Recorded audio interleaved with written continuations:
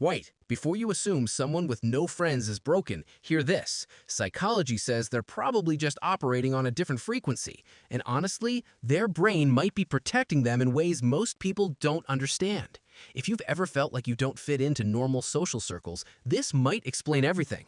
Look, society loves to tell us that having tons of friends equals success, but what if I told you that people with few or no friends often have traits that actually make them more self-aware, more authentic, and honestly, just built different?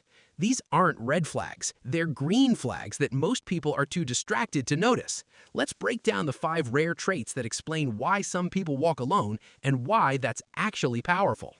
Number 1, you have a zero-tolerance policy for fake energy. If you have few friends, chances are you can smell BS from a mile away, and I mean instantly. You walk into a room and your brain is like a lie detector on steroids, picking up on the fake laughs, the gossip disguised as concern, the people who smile in your face but wouldn't hesitate to throw you under the bus. Here's the thing. Research shows that as we become more self-aware, our tolerance for inauthentic behavior literally plummets. You're not being picky for no reason. Your brain has upgraded its standards. Most social circles, they're built on performance. People wearing masks, saying what they think others want to hear, playing roles instead of being real. And you'd rather sit alone in complete silence than endure another shallow conversation with someone who's basically acting for an audience. Your brain picks up on manipulation, hidden motives, and two-faced behavior so fast it's exhausting. So you keep your circle microscopic, not because you hate people, but because you're protecting your peace. And honestly, that's not antisocial, that's smart. Number 2, you crave depth like it's oxygen. People without friends aren't avoiding relationships, they're avoiding boring relationships. And there's actual science behind this. Research shows that people with deeper thinking patterns genuinely prefer quality over quantity. They don't want small talk, they don't want surface-level friendships, they want substance. You know that feeling when someone asks, "How's the weather?" and you internally scream? That's because your brain is wired for meaningful conversation.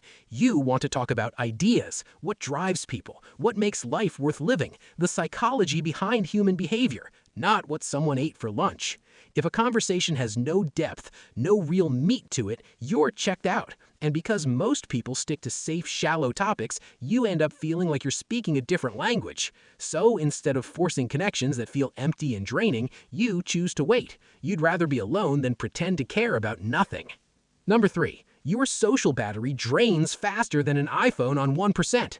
Okay, this one's huge. Some people, maybe you, have what psychologists call high social sensitivity. Basically, your nervous system is more finely tuned, which means social situations drain you way faster than they drain other people.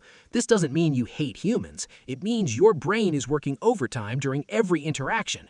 While extroverts are out here gaining energy from socializing like they're charging a battery, every conversation you have costs you something. You're processing information on deeper levels, picking up on emotional cues most people miss, analyzing tone, body language, subtext, all at once.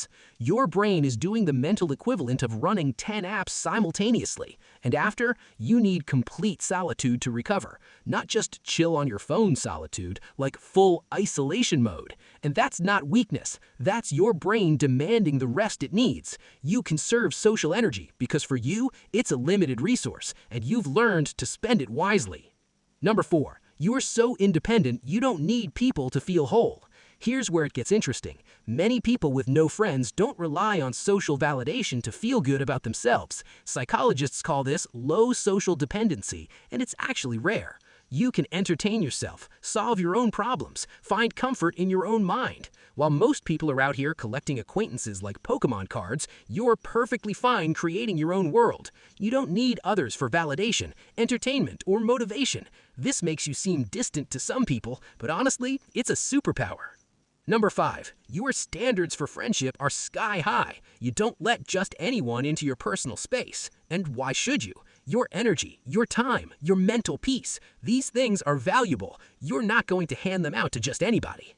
If you have no friends, there's often a reason buried in your history. Maybe it's betrayal. Maybe childhood taught you that people leave. Maybe you were surrounded by the wrong crowd and learned the hard way. Psychology shows that once trust is broken, your brain doesn't just bounce back. It adapts. It becomes protective, selective. You think twice before giving someone access to your life because you've been burned before. You observe longer. You test people before you trust them. Psychologists call this a trust threshold, a higher bar people have to clear before you let them in. And honestly, there's nothing wrong with that. It's called learning from experience.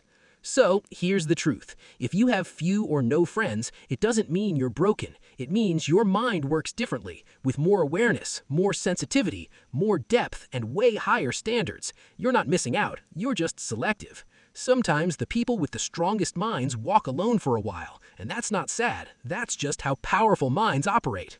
If this resonated, hit that like button and subscribe for more psychology content that actually explains you, because trust me, the next video might blow your mind even more.